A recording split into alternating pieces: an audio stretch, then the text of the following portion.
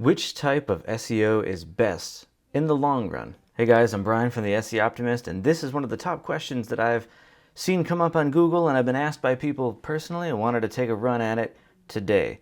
First of all, I want to say, very likely if you're asking that question, what you're really asking is, which is better, white hat or black hat SEO? And if you're not familiar with what those are, I will very quickly go through that, but I don't want to spend a lot of time on it because I want to jump right into unpacking the meat of this. White hat SEO is essentially learning what Google is looking for and how it ranks sites and making sure to give it that in a legitimate way that follows guidelines. Black hat SEO is looking at the things that make sites rank on Google and saying, how can I twist and exploit those things to rank as quickly and as powerfully as possible. For a huge chunk of the early part of my SEO career, I was an ardent white hat. I was all about, saw myself something as a curator of content on the internet. Like I'm helping worthy sites get the attention that they deserve, and we want to play by Google's rules, and we're this and that, and I had some success with that. I certainly made clients money. I had some personal success with things that I was doing. It was cool, but I did find that there were a lot of instances where early gains would become disappointing plateaus after a while, and it would seem like you would throw various tricks that you had at a site and it just wouldn't break through past a certain level. And over time, a colleague of mine had impressed upon me the point, well, clients are ultimately paying you for results. They're not paying you to be a champion of like a certain color hat technique on this. And that really sank in after a while, and I was like, that's true. And it's not to say go full on black hat where your whole game is just gaming the system, exploiting, and trying to always stay one step ahead of Google's algorithms, because it hates exploitation, and so it's constantly looking for sites that are doing that to take them out of the index. And so if you're playing that tactic, you are always trying to stay a step ahead, and you get fast gains and you can have fast losses all the same. And I don't know that I would ever spend my time in that way, but it does give rise to a term in the industry called gray hat SEO, and I'm coming more and more to think that's a better tactic overall. Obviously, as you could probably get from the name, it's a blend of both techniques.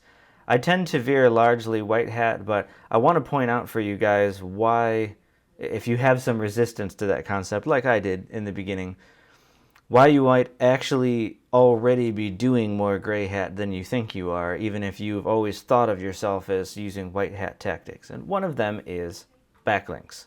It's important to note, if you follow Google's terms of service with what it describes as how backlinks are supposed to work, it's looking at it like legitimate backlinks are when a person completely of their own volition finds your content, reads it, thinks it's great, and then in some other piece of content they're creating, they decide totally on their own, hey, I want to link to what you just did. That's the only really white hat link there is on the internet. And you can guess these days how often that really happens, especially if you're not already a big deal, if you're not a celebrity, if you're not a site that gets massive numbers of traffic, because it is a numbers game. I mean, a very small percent of people that ever read your content are going to link to it. And so you're often in that catch-22 of, you're saying, I need links to boost my site and have it get more traffic, but I'm never going to get that kind of traffic until I get links, which is sort of backwards and where a lot of people end up. And so Google defines any sort of deliberate backlink building activities that you're engaged in to create links on the internet for the purpose of building your site rankings. It defines that as against its terms of service. So philosophically, you could say that any backlink building, even the most legit or straight up methods for doing that, are not white hat. I wouldn't say that they're black hat per se, but that is where the gray area comes into play. If you are actively link building, whether it's email outreach, to do guest posting for people, or you're doing the technique of finding broken links on their site and making a suggestion that they link to you instead, since they obviously need to now link somewhere. Any of those tactics are technically a gray area because you are ultimately encouraging them to do it to build your rankings. Now, it tends to be safe, because how is Google going to figure out in a legitimate looking backlink on somebody else's blog post pointed at your site that it was engineered in that way or that you encouraged people to do the link. It's very unlikely that they're ever going to find out that was how it happened, and it's unlikely you'll ever get penalized for that, which is why it's not black hat. But if you're relying on tactics like that, then you're already closer to that mindset than you might have realized. True backlinks are pretty rare. And if you've watched other content I've created, you probably know, and I've said before, I don't really care for the advice that's been thrown around for years that basically says, just create great content and everything else will take care of itself. Like as though all there is involved in winning on a blog is being a decent writer and really putting some effort into the stuff you write, and then you hit publish and everything explodes. It's even depicted that way on TV shows with bloggers like hitting publish and then, oh, I've got like 8,000 comments. That's not realistic at all. That is not how it works. It's not what happens. And if you're like me, if you're like probably a lot of people, you have written blog posts where you've looked at some of the other content that's out there about that topic and you're thinking a lot of these are pretty superficial. Maybe they're kind of run-of-the-mill. There's a way I could do better. You have a lot of knowledge on that topic, so you give that post your all. You write it well, you try to write really fun and engaging style to hook people in, and then you know, objectively, you have given way more great information than some of the other posts that are ranking. And yet, despite doing all the normal optimization techniques that you're used to doing on the post, it doesn't really get any traffic. And that happens. And maybe it certainly doesn't get any backlinks for quite some time. That's where a lot of people end up. And so this advice about just writing great content is very lazy, I think you could call it, because there's a lot more involved in content marketing and even really leaning on SEO to put your stuff out there than just writing the great material. And I think that disillusions a lot of bloggers. They go into writing a blog thinking that it's going to be really easy as long as they really put in the time, and it's not that simple. Like, the effort is important, and you really can't win in SEO if you're not willing to put in the effort, but there's more than that. And a video I suggest you watch, and it goes along with a blog post on Matthew Woodward's site. Great source of information, by the way. I like his straight up nature and his content.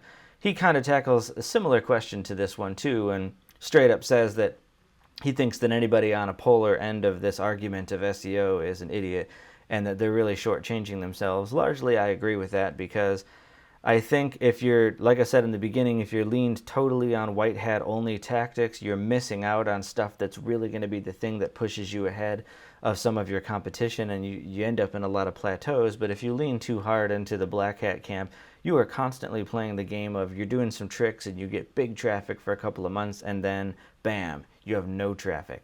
Or maybe your site even gets penalized so hard it's de-indexed altogether. Now you cannot rank in Google at all, and there's no telling how long it might take you to get back in Google's good graces and even get your site indexed again, and you could just completely destroy that end of your web marketing going too heavily in that direction. And so it's often a balancing act when you're in the gray area of how much risk you're comfortable with. Like I said, if you tend to lean more toward the white and just incorporate some arguably gray area techniques into your campaign, you can really give yourself a boost without really putting yourself in jeopardy. But the exact mix is sort of up to you.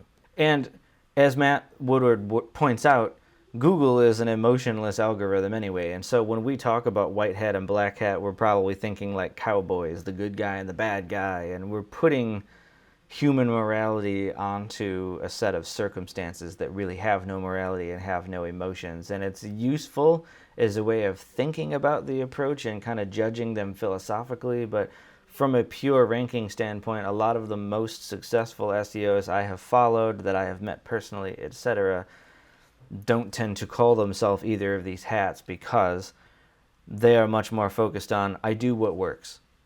And I figured out what works with extensive trial and error of doing testing of my own, of measuring a whole lot of things, and not just blindly repeating stuff that somebody is saying on the internet.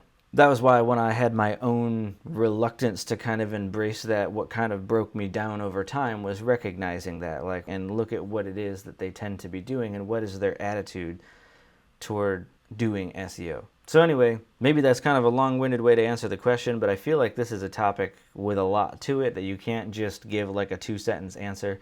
I hope that was helpful. Feel free to throw questions in the comments if you want me to address different questions in future videos. This is where I get a lot of my ideas for my content, so appreciate you putting it out there, and I'll see you in the next video.